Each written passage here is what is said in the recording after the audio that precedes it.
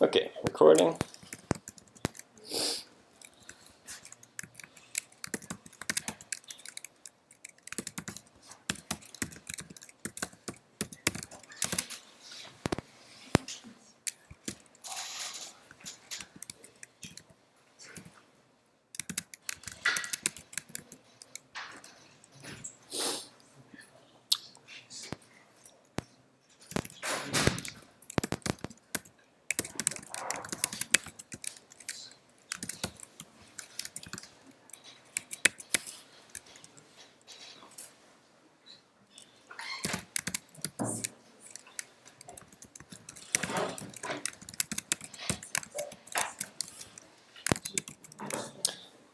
Actually, I think I can demonstrate with the bootstrap example from discussion. That might be more helpful, and I don't have to come up with one on my own. But let me do that after I do the material that I've already planned for today.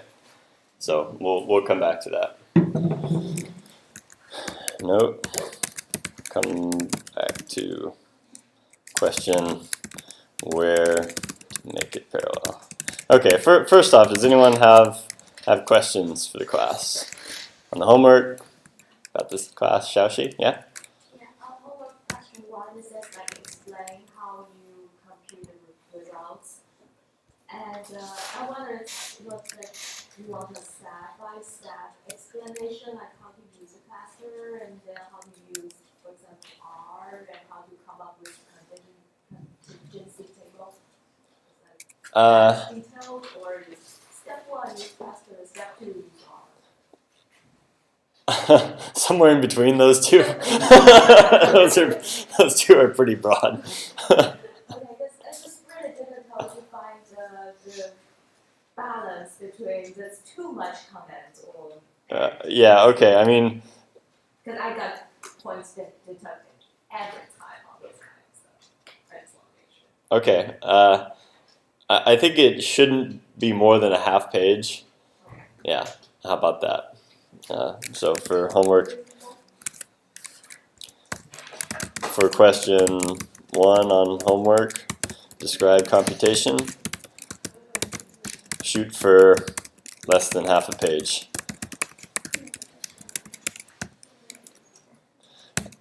So an itemized list would probably be good. For example, it's like you would do something like I showed you on the board on Tuesday. So, for example, you log into the cluster, go from here. So on the cluster, write a batch or sbatch script.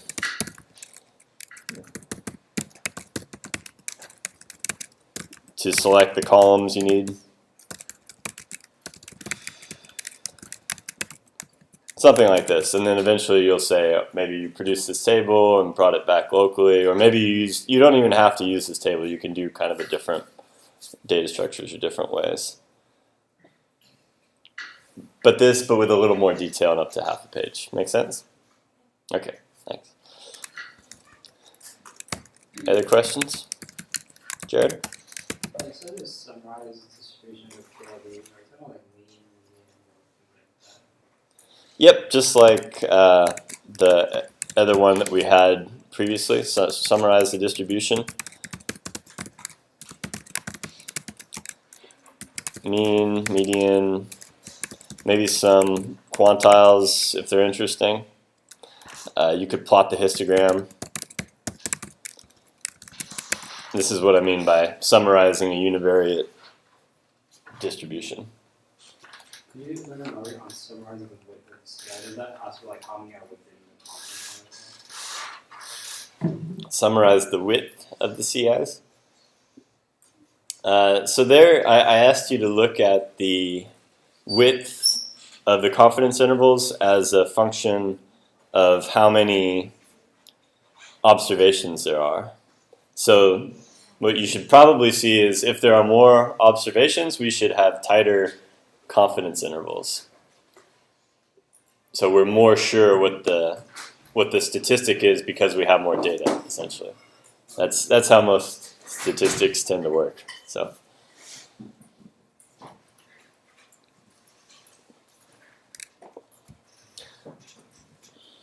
that was, no, that's the second part of this, huh? So summarize the width. Yeah, so that'll also be some univariate distribution, right? So each confidence interval will have a width, and that will have some range of distribution. Some will be like very wide, possibly, and some will be really tight. So all the same things for summarizing a univariate distribution apply.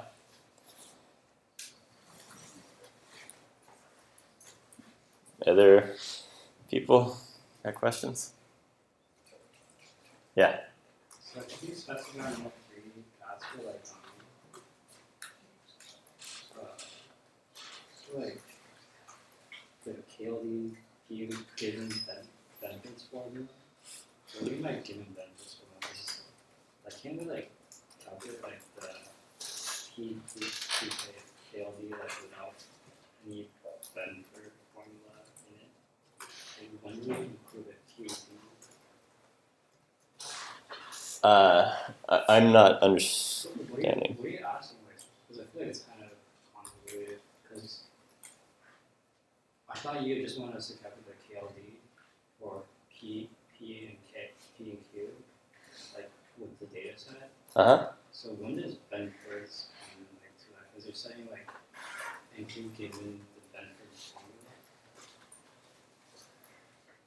So that means you'll have some actual distributions and Q given by Benford's formula. So here's what I mean by that. Let me just write it out.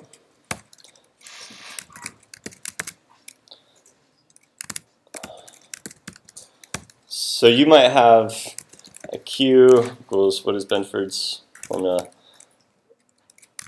So D equals 1 to 9. Q equals log of 1 plus 1 over D.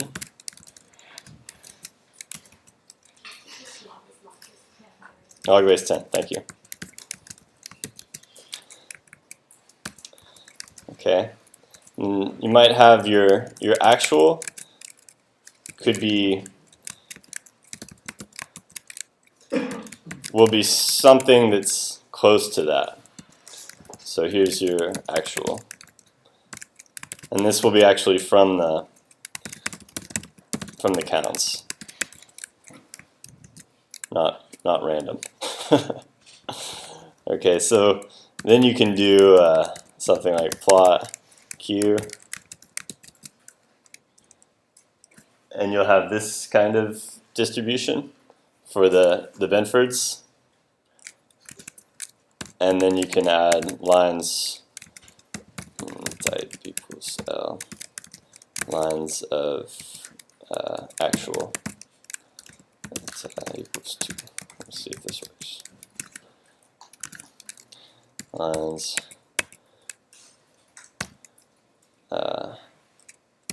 D.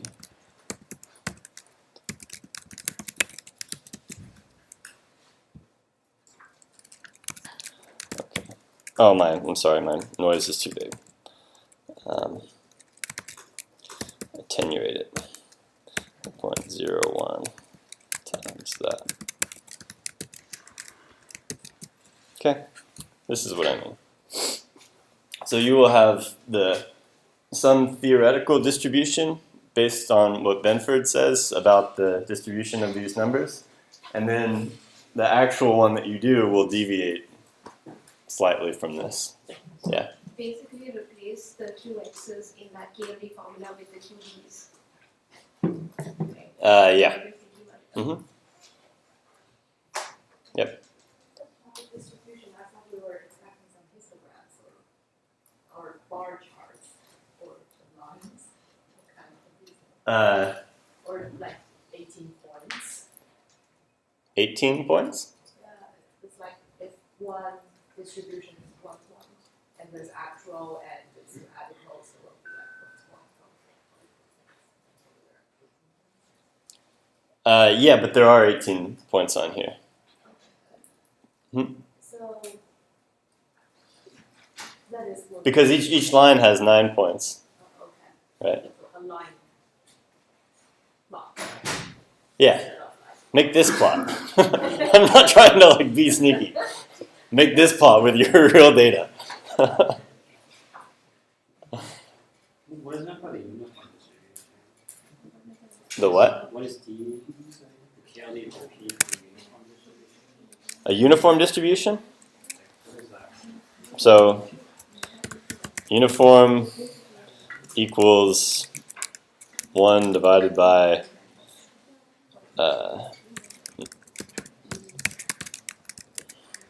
this 9 times.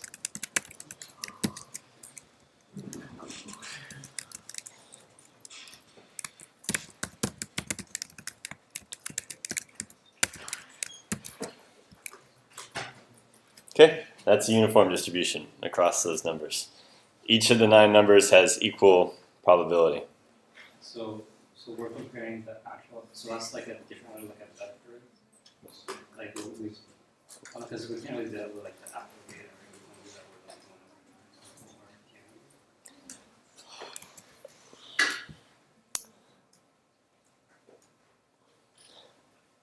one. So you can compute the KLD divergence from a uniform distribution and compare it to Q.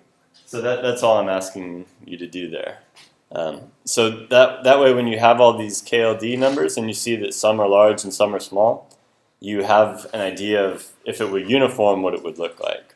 So that gives you some context for, because when you look at these distributions with your eyes, and Shashi's right, usually they're bar plots, right, for what's it called, discrete distribution, right? There's 9 elements and we're distributing probability across each one. So bar plot is also fine here. But I think the lines are a little more telling for what's going on. You can compare them a little more directly. So looking at these, we see that the uniform and Benford's are totally different, right? They look completely different. So they will have some KLD score associated with it. Then if you look at all the scores that we get in our data, then if they have a KLD score like that, you know that these distributions on the numbers are probably pretty different. And that's the point of doing that. But in the second part, we're computing the new KLD, which uses P from a uniform distribution and Q from backwards for each recipient. No, not for each recipient. Because with the KLD, we're only measuring the difference between 2 distributions. So we have 2 reference ones. We have the one that's calculated from the whole data set and one that comes from Benford's. What I've asked you to do in the assignment is calculate the difference between each particular recipient and the whole distribution in the data. So we're saying how well it matches up with the rest of the data. Itself is included in that data, so that's kind of like a little fishy, but it's not that bad because there's not that many for each recipient, and I don't feel that bad about it.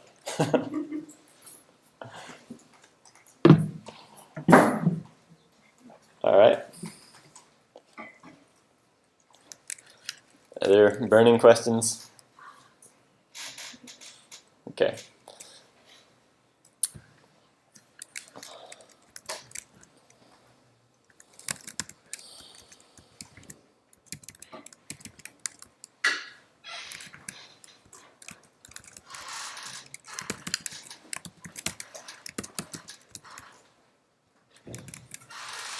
Okay, so talk a little bit about the cluster and ground rules, because of last homework, a lot of people were using it at the final day, like the time it was due. There's 20 people's jobs running. So I've told you several times to clean up Scratch. People didn't do it, so they lost a quarter of their points on homework 4. So it's not that leaving stuff on Scratch is a terrible, terrible problem. It's that I told you many times to do it in different ways, and it didn't happen. And that's frustrating for me. It wastes my time, so it costs you points. So I'm telling you these rules now.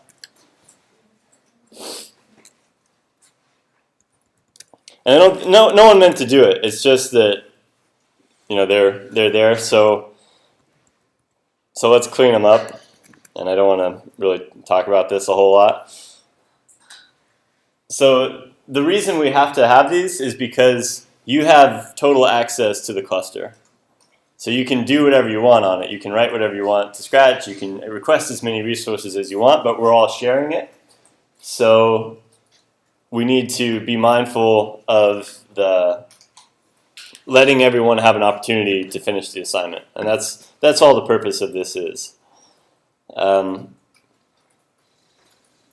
Leaving these files around. So if you're not sure about any of these, then just please ask.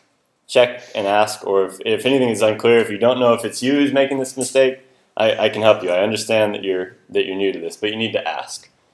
So with the files, as I said before, go ahead and leave whatever you want in your home directory, but don't leave files in shared directories. That's all.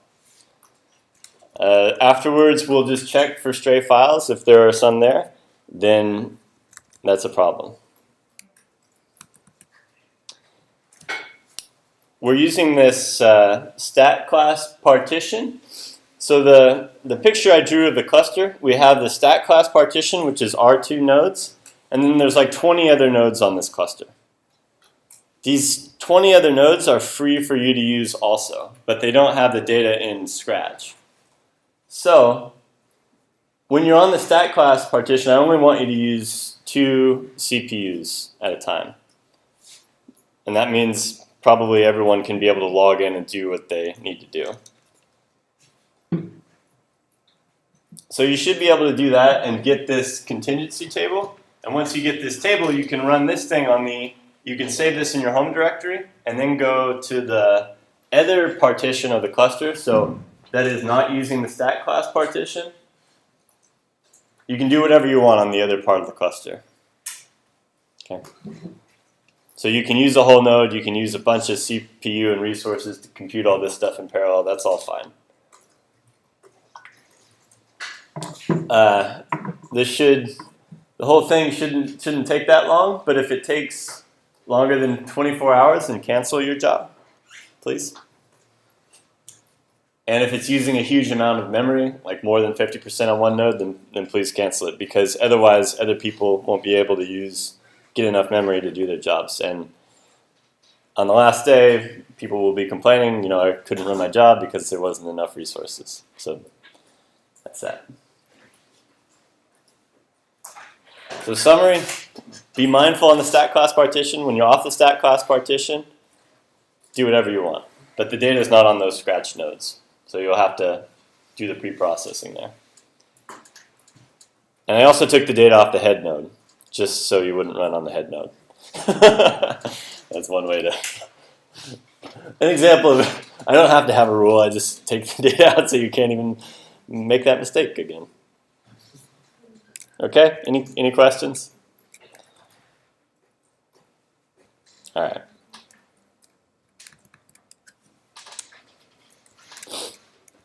Oh yeah, so if people are using a bunch of resources, then we're going to cancel those jobs.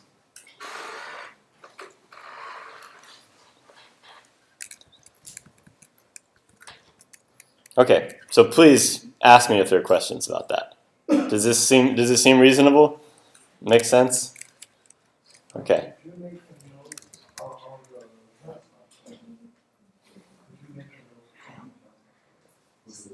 A note on Piazza. This is all posted online in the lecture notes. So this is all available on GitHub. Yeah. So what is the reasonable time to get the contingency table from the data?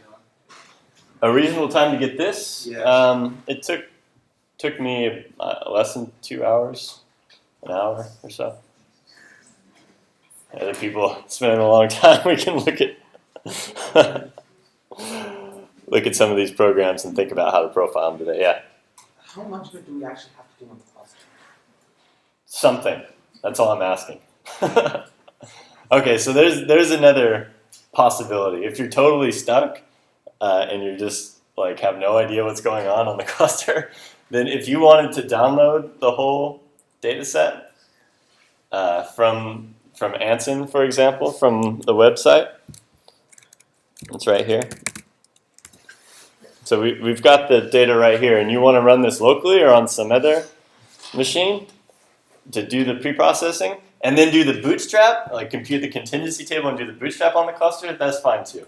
I just want you to use the cluster for some aspect, some step. Yeah, because GPUs on the cluster is very, very slow.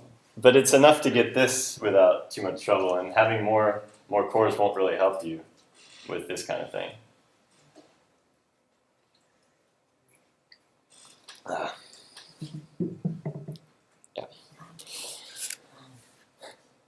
I mean, really, it's just one sequence of bash commands. We did 5 of those in the last homework. You can use one sequence to build up an equivalent data structure. Okay. All right, talk about the projects. I looked at your projects and added some feedback and made that available.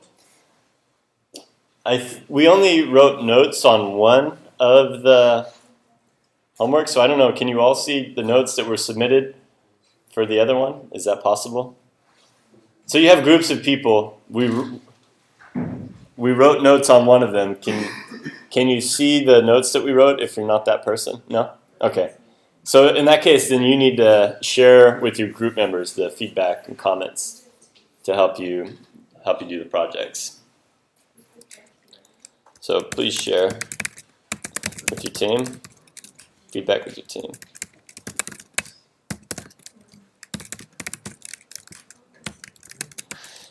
Okay. So one tool that you might use as you go along this is the USA Spending, the web browser they actually have. So from USA Spending, you go to the Spending Explorer. You can start clicking around here and see how much is spent in all these different kind of categories. And so they have all these breakdowns and totals and this sort of thing. So I would like you to, for the project to be novel, you should be doing something that's more than what this is showing, right? So this is just adding up the totals and calculating the percentages. Your project should go beyond this. You should use some other aspects of the data, the text, or ask some other interesting question that you could not do with this. But this is still helpful for understanding what's going on here. And you could even download some of these things and kind of compare them and see, like, I think if you drill down enough, you can download raw records here. And that might be more helpful for identifying what exactly you want to really look at and focus on in your project.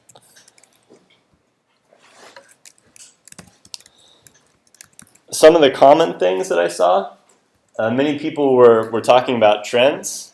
I think with trends, just make sure you think about inflation. There's going to be some natural growth from inflation of currency.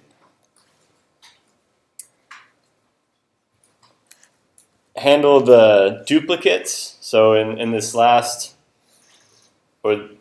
this assignment, part of that was checking and removing the duplicates. So you probably should have a different kind of scheme to see what is a duplicate and have some way of handling it. Lastly, the proposals that stood out were those that had some specific questions that they wanted to ask. Like, the more specific, the better, I think. It has to be specific, and it has to also be answerable with the data set. because otherwise it's not that helpful. So besides that, listing the external data sources that you wanted to access. You don't have to use an external data source, but you can. Just make sure that you know what it is, and don't go spending a ton of time looking for external data, because you can spend forever doing this, and probably not the best use of your time.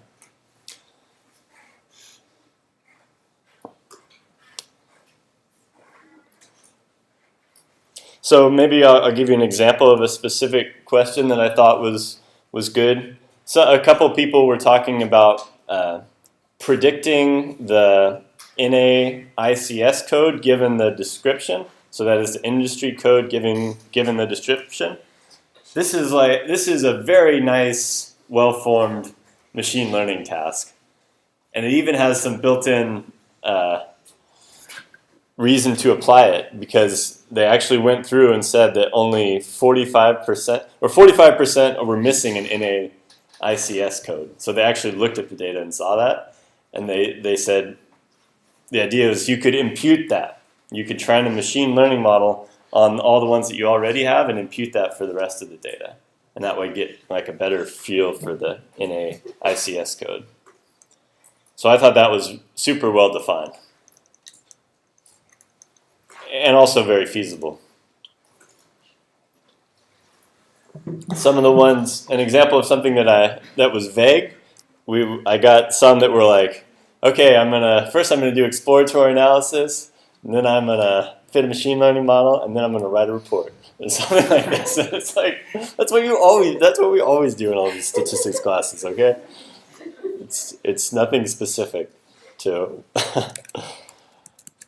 to this data. So make it specific. Any questions on that? Okay.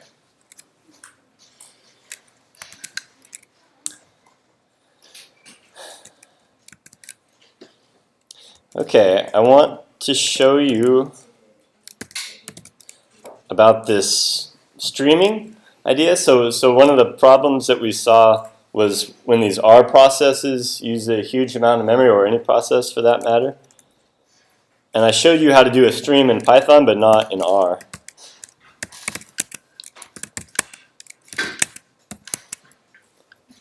First here.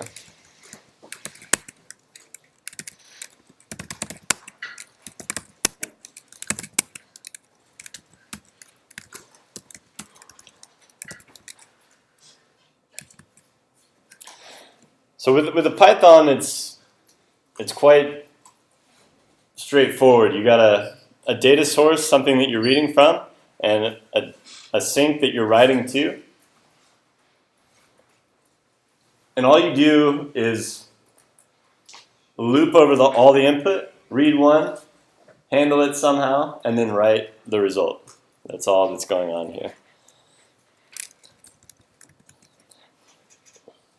Have people seen this try except construct? Yeah.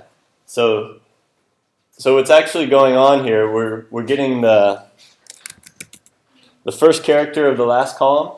So the try, it tries to run this, but it can't do it sometimes if there is no 0th index, that is if it's an empty string. So it gets an index error. So in that case, you just pass. You just go to the next iteration of the loop. I'm sorry, you break out of the try statement and write the row if there's nothing there to write, and it just writes it with an empty string. So this is kind of a cool, it's a philosophical thing in Python. It's called, the idea is better to ask forgiveness than to ask permission. You heard this? Yeah, okay. Better to ask forgiveness than permission. Okay. So this is the Python and R's philosophy. If you think you're going to have an error, occasionally, maybe 1% of the time, you just do the thing that works and handle the error when it comes up. The alternative, so alternative, so this is Python. Alternative is to, what is it? Look before you leap. Look before you leap. So that was, you would check that there is, that the string is not of length, has positive length. But then you would have to check every single time, and that would take up a lot of time. So we don't like to do that if we can help it.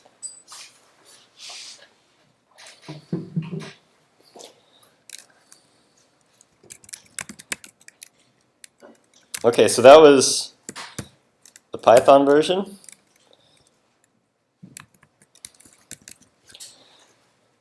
Here's the R. So it looks exactly the same. I even have the same kind of test case here, where we echo, it accepts standard in, and then it puts standard output.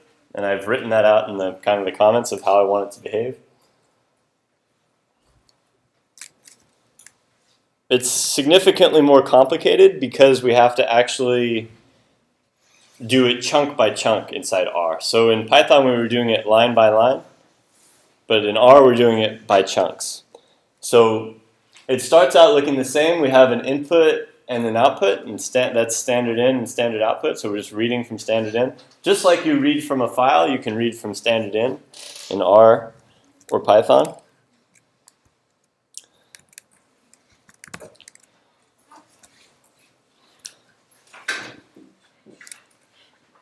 So there are a couple different ways to make this happen. I start by initializing something. So I start out with just grabbing some lines from standard input, and that's what this line is doing. Read lines, as many as you have here. So I start by reading the lines. As long as there's more input coming in, so that's 0 is greater than length of line, so that means there's more input to get.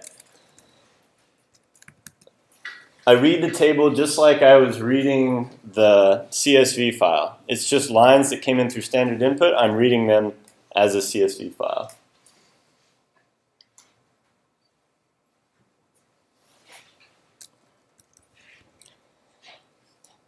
So here's the actual function to replace the last column of strings, and there's this substring function. Have people seen the substring function in R? This works better than the stir split. It'll be faster, I think.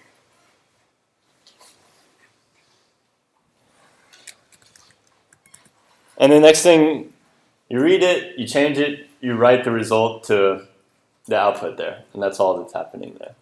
Read and write. And then you get more lines to read again. Finally. So we like this because, as I was showing you on the cluster, this will keep a very minimal footprint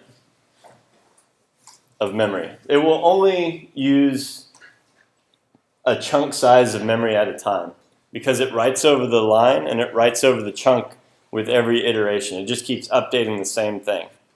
It doesn't grow it and read everything into memory all at once. And that's the advantage of this approach. Python, although it looks like it's happening line by line, it's actually probably doing something similar internally with the way it's reading the buffers and managing the buffers. And same with the bash pipes. They're managing buffers in between the pipes. They're doing something like this. We just have to be explicit about it in R. Any questions? Yeah? So what is the right table with quality of false? What is, say again? Right table, blah, blah, blah, and it has the quality equals false. Quote equals false. So this is because I don't want it to add all the normal stuff that it does to when it writes a table. So by default, it'll add the row names, whatever row names it infers. And if you add the row names when you're writing to standard output and you write a chunk, then what will happen, you know? Always use row name forms, column name forms, so I don't have Yeah. Wait, you say you always use? the column names for false, row names equals false, file equals something else, yes. That's what you always do? Yeah. Yeah, so for the same reason here, essentially. Okay, but what I was getting at is that if you read a chunk of 10,000 lines, it makes the row names to be 1 through 10,000. Oh. Okay.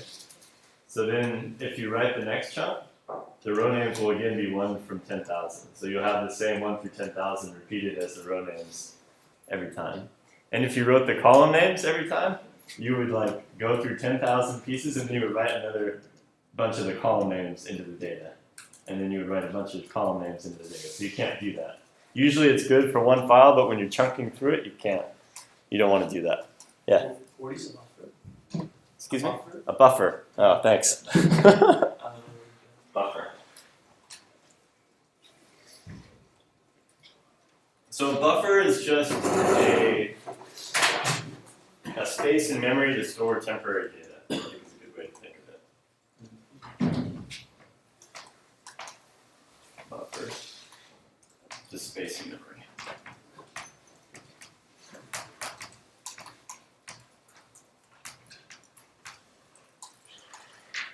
That's probably the best way to think of it. Yeah. So the idea is that you actually have, it makes sense that in this case, we're kind of maintaining our own buffer of 10,000 lines, and that's our working piece of memory. And when the data is just coming through into that and out of that. Yeah. Yes, David. So in Python, if it's written line by line, Uh-huh. is there a way to specify like a chunk size? I don't think so. Not at the user level, and because it's kind of a performance detail, so they try to hide those sorts of things when they can. I think in Pandas has that, pretty sure, because I was looking into some of the documentation.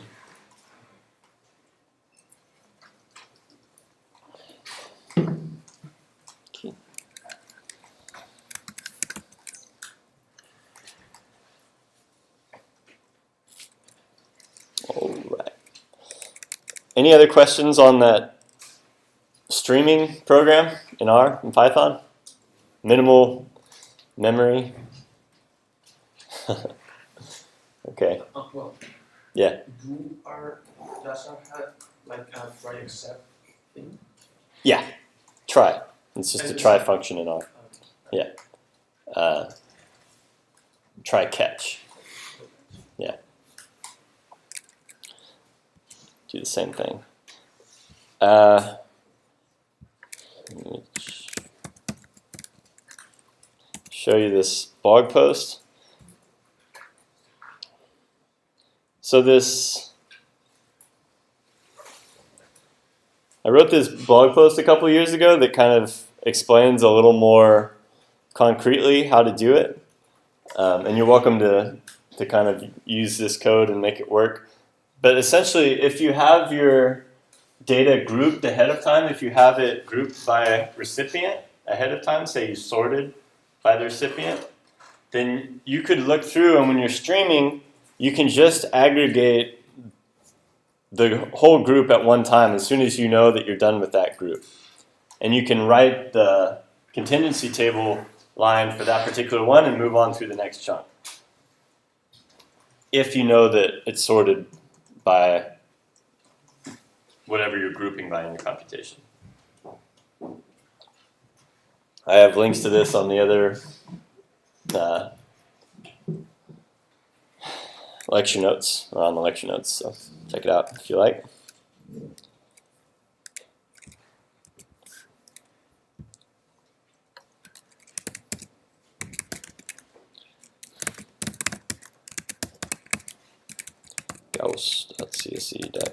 gauss.cse.ucdavis.edu. Okay.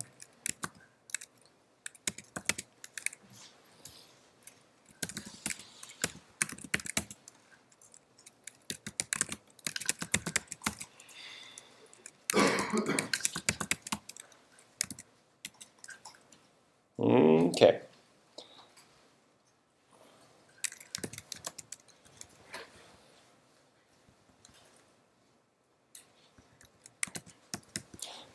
So here's how you can, we've talked about this several times, how you can monitor what you're doing. This is the number of hours, minutes, seconds that you've been running, and this is the node that you've been running on. C010 and C019 are our nodes, so I have jobs running on C010 right now. This is where I'm saying please try to keep this under 24 hours for your jobs as you're running them. But if you're not on C010 or C019, then go nuts. Learn by doing. Or learn by making mistakes, that's okay. No problem. I'm glad to see lots of people working on it already.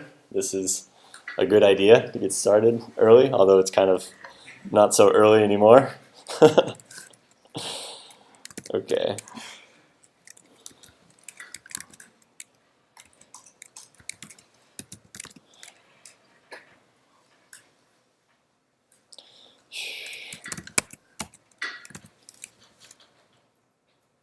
So I wanted to show you a little bit about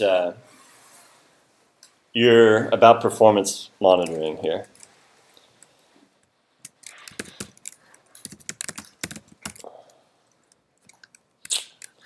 Why does this?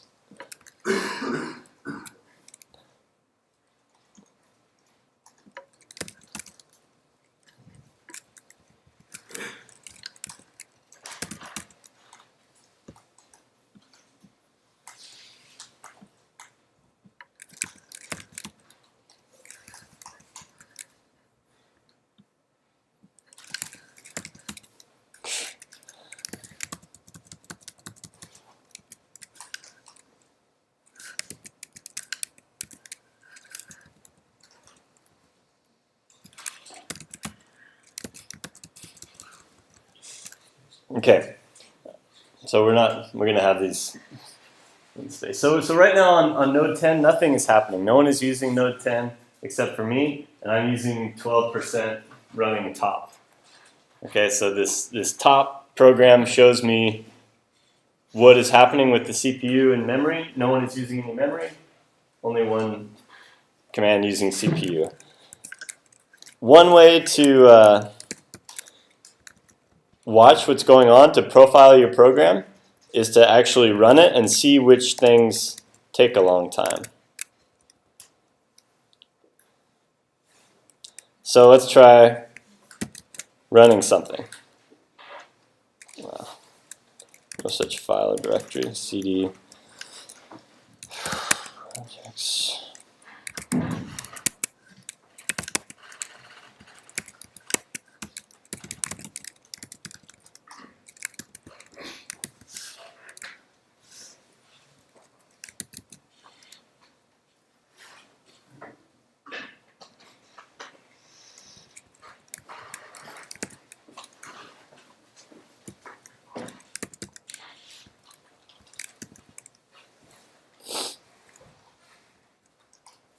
Okay, data file.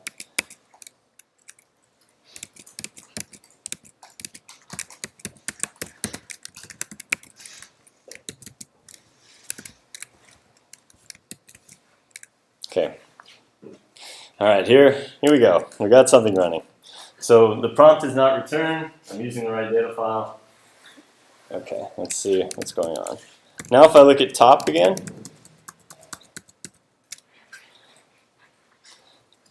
I see different things using a bunch of memory. So what I'm doing here, I've requested 5 cores. So I'm using 5 cores for this because I want to show you which one is the bottleneck. This is kind of what we did yesterday. So in this case, which one of these that I'm running is the bottleneck in our program? I'm using R, Python, unzip, and cut all together.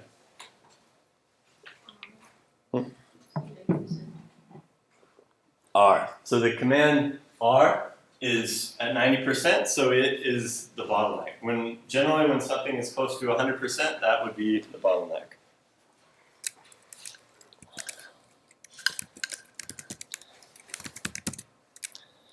Okay. I stop it, and now nothing else is running.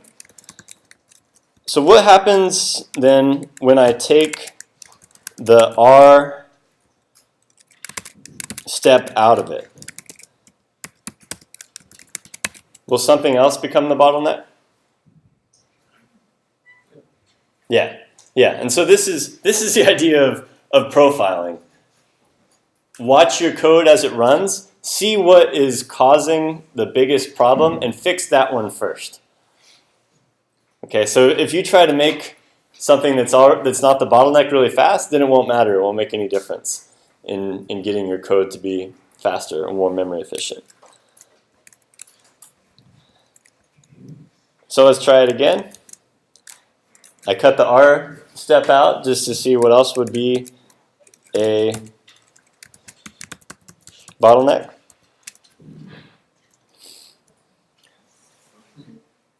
Okay, so now 91% is unzip.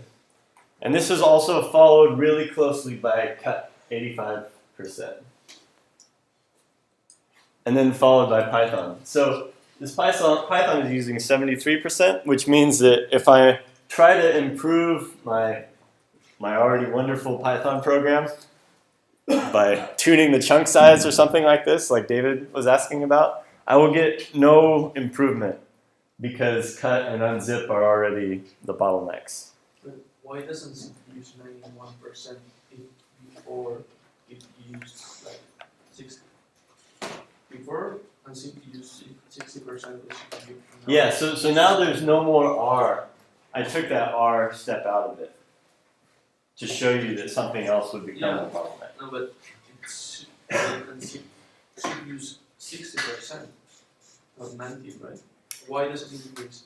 So it did that because we had all these steps running in this way. We had unzip, was going to cut, was going to Python, was going to R, was going to a file. And there was a file on this side. So this thing was slowing, this step originally was slowing everything down. It was making it slow. When we take it out, then everything else can run as fast as it can run. That is, there was pressure here because R could only consume so much at one time. Okay. So therefore these previous ones were idle while they were waiting for R to catch up, for that step to catch up. Yeah. Yep.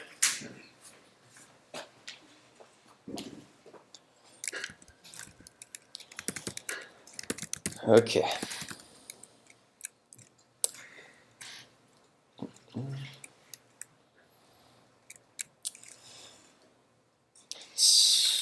So if I want to swap out the unzipping now, if I want to take that step out because I already have the CSV file in here, I could do that. So let's give that a shot. So don't unzip. Just use CSV file.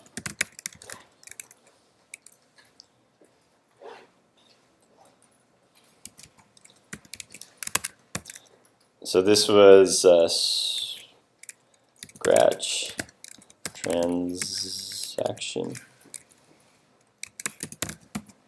.csv.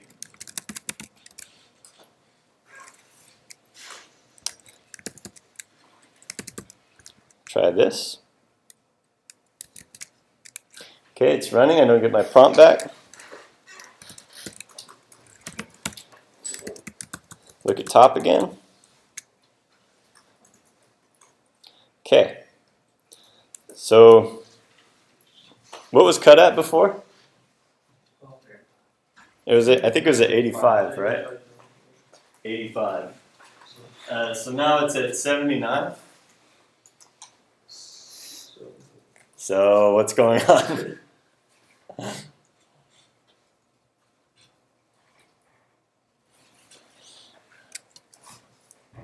People know? Rishi and I were talking about this earlier, a couple weeks ago. I'll try it again. Top again, because I'm just looking at one snapshot. It's not actually changing. Okay, now it's up to 85%. That's good.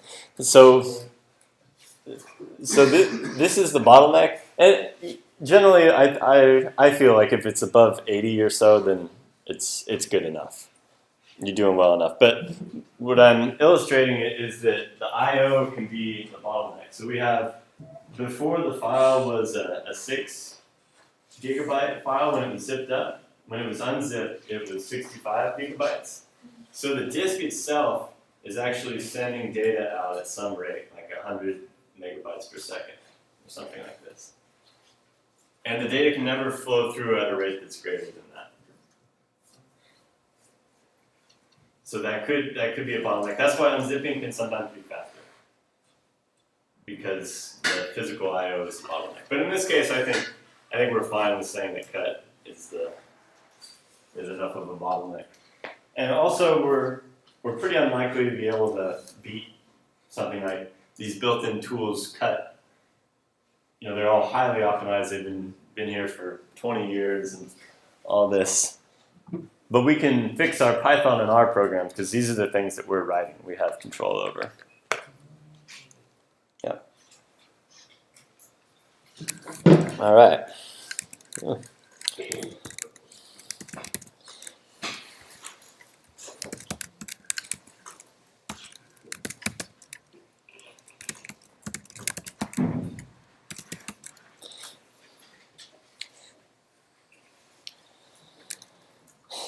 So there's something else going on that I did while I was doing this.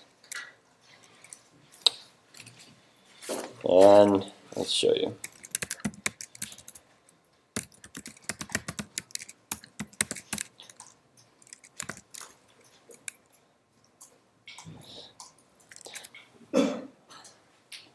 So that was profiling, that was looking at the whole program as it runs.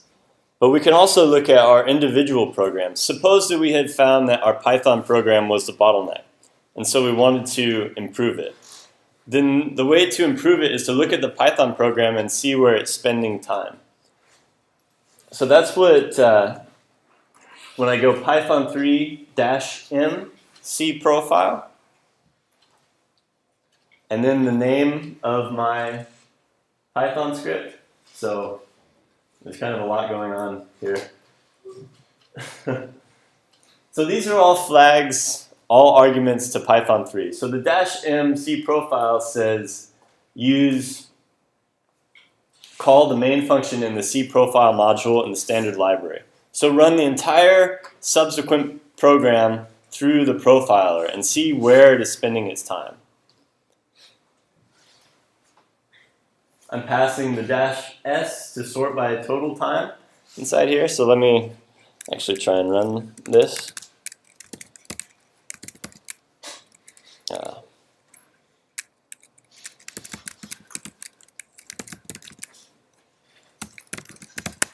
Stat 140. This will make more sense once I have it up there.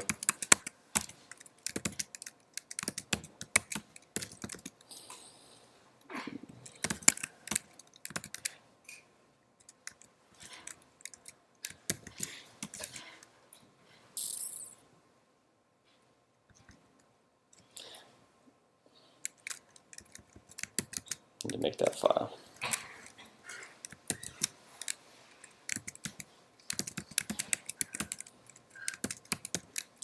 So here's the output from the profiling. Okay. So these are stuff that you sort of have to learn to interpret, and I will probably show you more next week about how to interpret these things. But Python has a deterministic profiler, which means every single call, it's recording. So we had one call in this, so I ran it just for a little chunk on one little bit of the data. There was one call for the module, for the actual script that we run. So that's saying that it spent 0.14 seconds inside our script that was being ran. In calls equal 100,000, so I was just processing only 100,000 rows at a time. Every time it was calling the method write row of CSV writer object. So that's when it's looping through each row and calling the write row on each one. And that took about half of the total time of the, it took 0.07 seconds, which is actually pretty fast.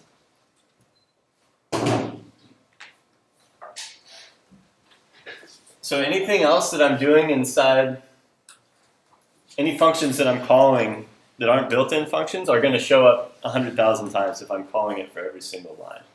The square bracket is a built-in function, which I call 10,000 times, but it doesn't show up because it's built in.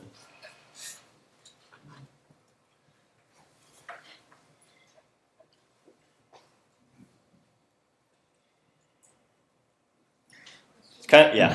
So we use number of calls to find the most time-consuming part. To find the most time-consuming part, I'm passing this flag -s tot time, TOT time. That says sort on total time. I'm interested in the cumulative total time that's spent inside the functions, each function. Then I can kind of figure out globally where to optimize my program, which functions are the bottlenecks inside this Python program. What about the other things? The other things don't matter at all. Like what are they? You know, if they're 0, whatever, like this is all kind of boilerplate that any Python script will have. So how can I know? How can I know which line is the most time-consuming in my code? Which line? So some IDEs have much better tools and support for this than I'm showing you here. An IDE's integrated development environment. Have anyone used these? I know IPython has some tools to make this a little easier. For profiling, PyCharm has one. PyCharm has one? Yeah, really nice one. Okay, cool. So yeah, what that'll do is like visually show you where in your program how long each thing is taking, and that can be really helpful. Yeah. And if you don't want to use an IDE and you still want the chart, Mm-hmm. there's a package called PyFlame. PyFlame? Yeah. PyFlame, okay. So PyFlame, check it out. Right on. Yeah, so profiling, looking at your code, this is not anything that's specific to Python at all. Most languages have some way to profile and understand what's slow. And this is the whole point of profiling. You measure it and see what's slow, determine what's slow. You run it first, you see that it's like, oh, it needs to be faster somehow. I think it's this. No, don't do that. Don't think of what it could be unless you know that something is some obvious huge memory block that you're reading an old data or something. Measure it and find out what is the slow thing. So I'll show you next week how to do this in R. Well, actually, yeah, maybe next week would be better. I don't have time to really get into it with R. Other questions? Xiaoxi? Bootstrap? How to do it, or? Bootstrap. They have no idea how to load it faster or no, I do know how to do it on that. Oh yeah. I said I was going to do that in the beginning of class, right? So let me do that.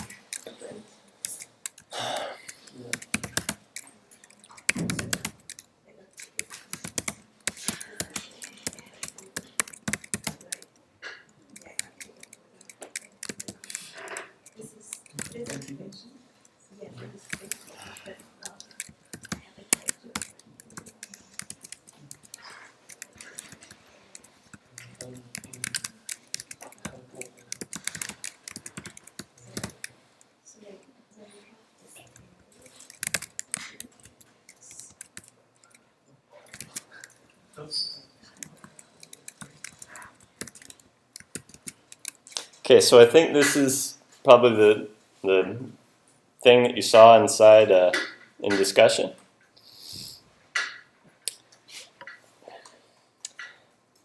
So the central limit theorem says where x bar is and how it's distributed and all this. And that's what this curve is showing. The histograms are the distribution that comes from the bootstrap sample. But your question is what specifically about the bootstrap? How to make it parallel? Okay. So,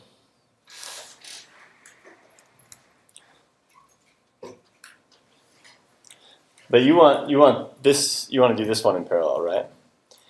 Okay. So this replicate could be done in parallel.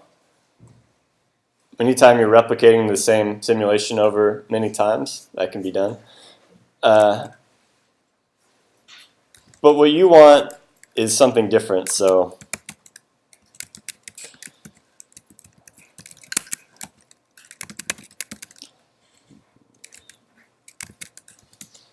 okay. And that's that you have a whole bunch of different recipients, right? So let's maybe make this will be more clear if I go like this. Okay. So you have a whole bunch of different recipients. Recipients equals 1 to 100,000, okay?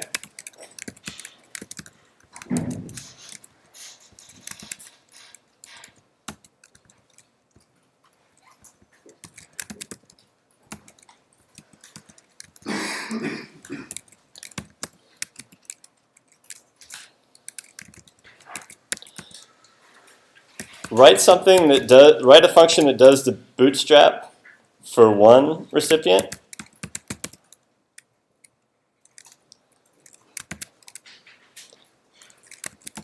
So here's, I'm just kind of substituting what I had before.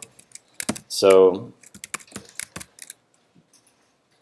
let's go mean recipient plus.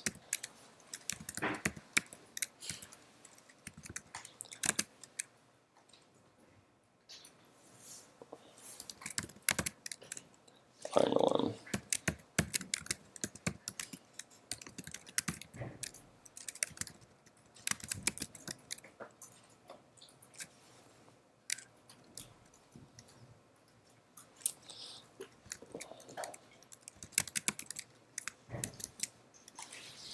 Okay.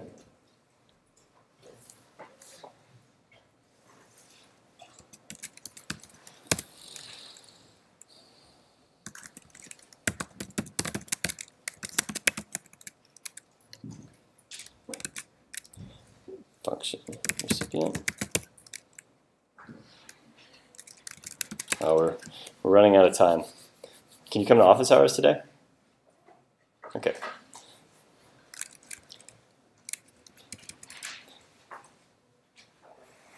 So basically what I'm suggesting you do is something like this. Parallel MCL apply to recipients, your boot function, where it looks like this.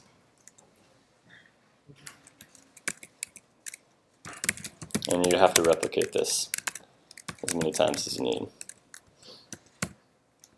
in boots. Something like this.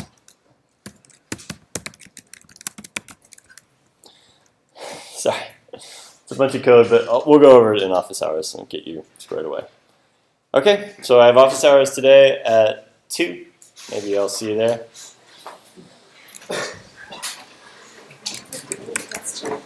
What's that? Just a tiny question Yeah. to go back to the one that we already talked about the DKL for the second and third parts of it. So you're looking for one KL